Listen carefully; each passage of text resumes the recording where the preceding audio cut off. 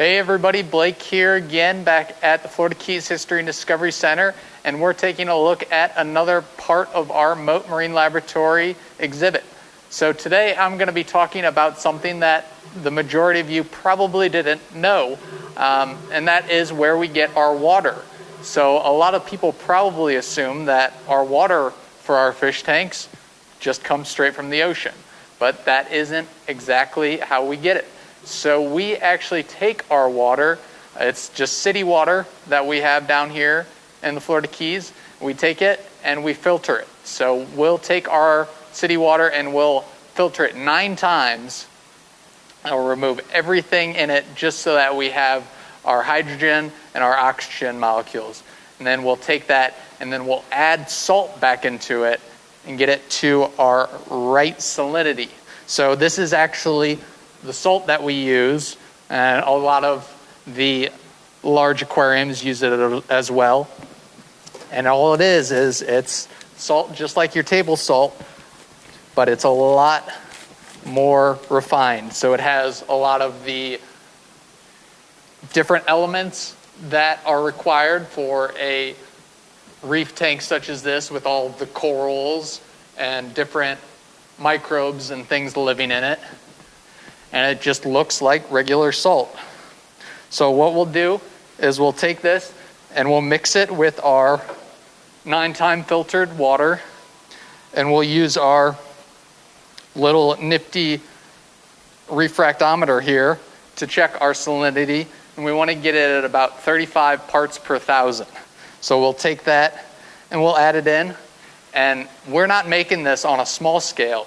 We actually take our water, we'll filter it, and we'll store it behind the scenes here in our 250-gallon barrels.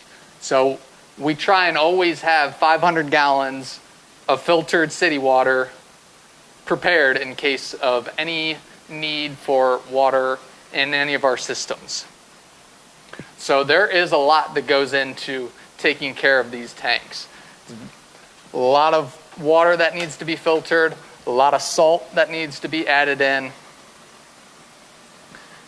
and that's how we keep them looking so good.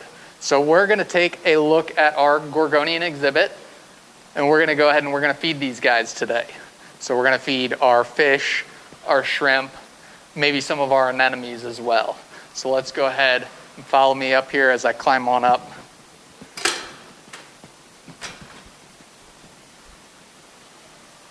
So just like with the big tank that you guys have seen before, we're feeding these guys mysis shrimp. So it's a good protein-rich diet,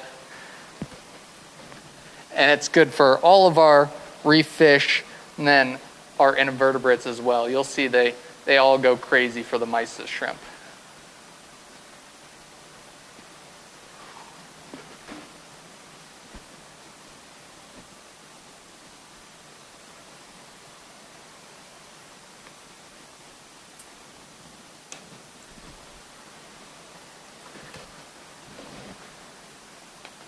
And then while I'm up here, I am also going to feed some krill to our scarlet skunk cleaner shrimp here.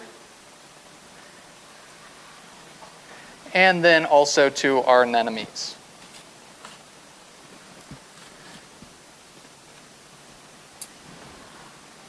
Maybe if we're lucky, we might get to see an appearance by the coral-banded shrimp back there. They will come out and they'll take some of this krill on occasion. Otherwise, they'll just pick some of the mysis up that's floating around in the water column. So we can see down here in the bottom left, one of our coral-banded shrimp. Let's see if he or she wants to take this krill right here.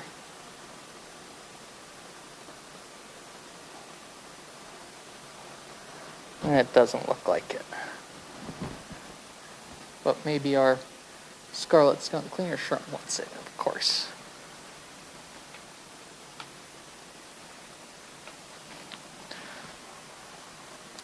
And this redfish here, this cardinal fish, loves the krill too. He'll go ahead and he'll snap up a piece. But what I'm doing with this krill is I'm also taking it and I'm placing it on our anemones here. So we have 2 rock flower anemones. And so I'll put it on their sticky tentacles, and they will take that krill and bring it to their mouth, which is at the center of their oral disc.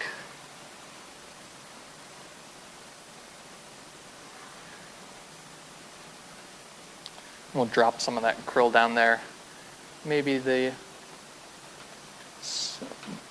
coral banded shrimps will get it.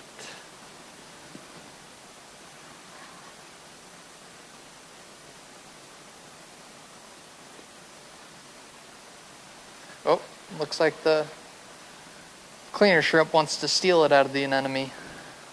But that's okay, that's why we gave them 2.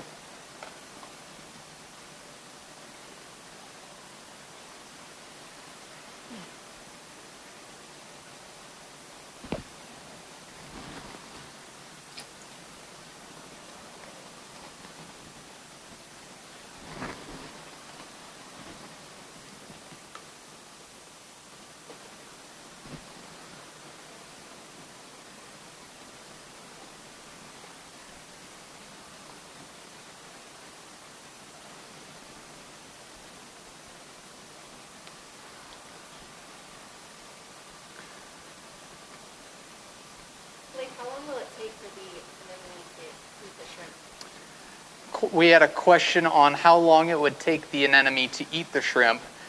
It will probably be about 5 minutes, give or take. And what it does is once it feels that food touch its tentacles, it'll begin to close and envelop and surround it, just like it would in the wild.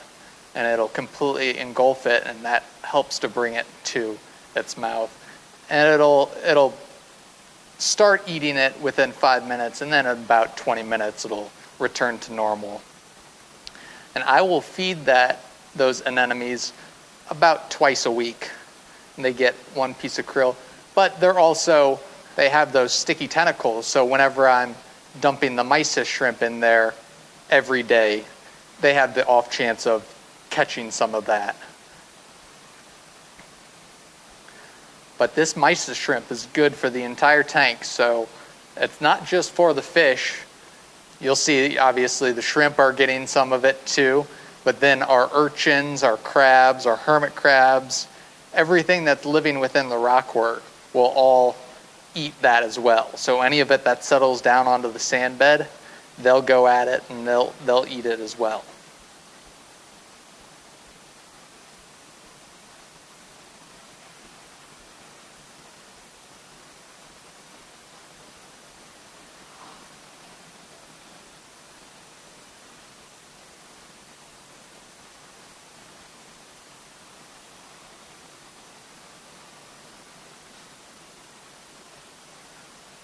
So you can see there the blue chromis at the bottom of the screen. He's swimming around and he's picking at some of the food that he is finding there on the sand bed, just like they would in the wild. They'll swim around and basically forage for their food.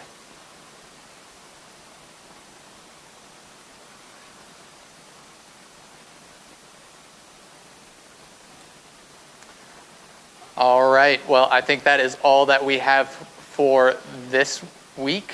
Thank you guys for tuning in. Make sure to tune in next month when we do another behind-the-scenes look at our Mote Marine Laboratory exhibit here at the Florida Keys History and Discovery Center. As always, I'm Blake. Thanks for tuning in, guys.